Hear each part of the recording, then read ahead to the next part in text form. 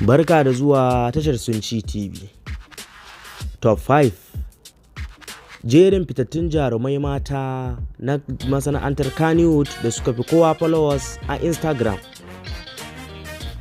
Idan wannan ne zuwanku na farko to ku daure ku danna mana subscribe kuma ku danna alamar ƙararrawa.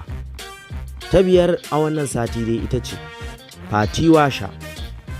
Washa dai kun santa a masana'antar Kannywood, inda take da tasiri a zukatan samari da 'yan matan arewacin Najeriya sakamakon kyan fuskanta da salonta da kirarta da kuma surarta.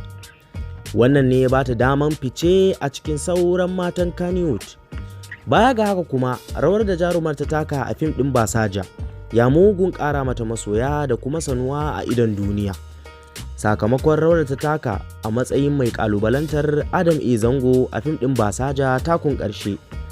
Wannan ne ya ƙara ɗaga darajar jarumar sama zuwa can sararin samaniya. Fati Washa dai ta zo ta biyar ne da kimanin followers miliyan 1.700,000 kamar yadda kuke gani a yanzu. Ta hudu a cikin wannan sati dai ita ce Nafisa Abdullahi, sakamakon tasirin da take da shi a masana'antar Kannywood, inda ta shahara matuƙa a wajen sanuwa da masoya. Wani ne sa ta zo a ta hudu a cikin wannan sati. Baya ga haka kuma babban shiri mai dogon zango wato series film mai suna Labari Na ya mugun ƙarawa jarumar ɗumbin masoya a faɗin duniya sakamakon rol ɗin da aka bata wato rol ɗin Laila, wadda a kanta ne ake ta rikici a cikin shirin mai dogon zangon.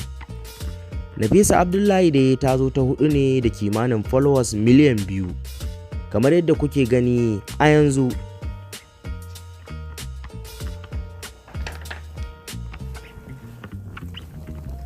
Ta uku a wannan sati ita ce Hafsat Idris.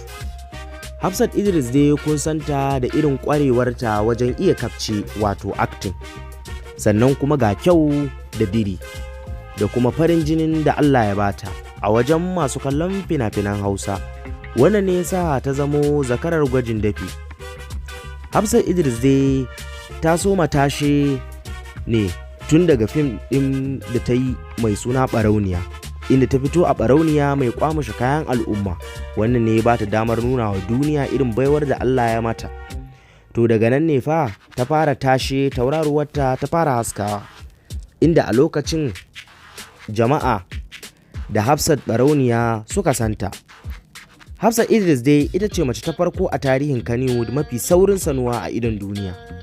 Hafsat Idris dai ta zo ta uku ne da kimanin followers miliyan 2.100,000 kamar yadda kuke gani a yanzu. Ta biyu a wannan sati ita ce Hadiza Gabon. Hadiza Gabon haifaffiyar ƙasar Gabon mazauniya Kano, Najeriya. Ta kasance mace mai farin jini wajen manyan mutane, wadda duk wani babban mutum zaka ga fans ɗinta ne. Wannan ne yasa Gabon ta sanu sosai a social media, inda kowa yake mararinta. Baya ga haka kuma Gabon ta samu ta goma shine daga fim ɗin Basaja, sannan kuma fim ɗin Indan ƙauye, inda wannan fim ya ƙara mata fans da followers a social media. Gabon ta zo ta biyu ne da kimanin followers miliyan 2.400,000.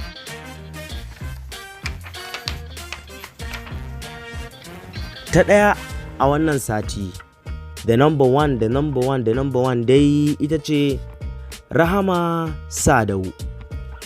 Rahama Sadau dai ta kasance gagara badau kuma gagara gasar jarumar da a tarihin masana'antar Kannywood ba a taɓa samun irinta ba. Jarumar ta fara samun sanuwa idan duniya ne sakamakon wani bidiyon waƙar da suka yi da shahararren mawaƙin nan mai suna Classic aka Arewa Mafia mai suna I Love You, inda waƙar ta janyo wa jarumar jangwangwan saboda rungumar da Classic ya yi wa jarumar a cikin bidiyon waƙar, da har ta kai ga korarta daga masana'antar baki ɗaya. Sai dai kuma korar da aka yi matan ya janyo mata riba sakamakon ƙara masoya da mabiya da ta samu a faɗin duniya da ba za su misaltu ba a wannan lokaci.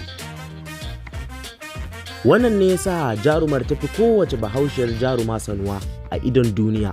Sakamakon sanuwar da ta samu ne masana'antar shirya fina-finai na Indiya wato Bollywood ta gayyaci jarumar don fitowa a cikin fim mai suna Kuda Hafiz, wanda wannan shine karo na farko a tarihi, kai ba ma a tarihi iya arewacin Najeriya ba, har ma da Najeriya baki daya, kudu da arewa gaba daya.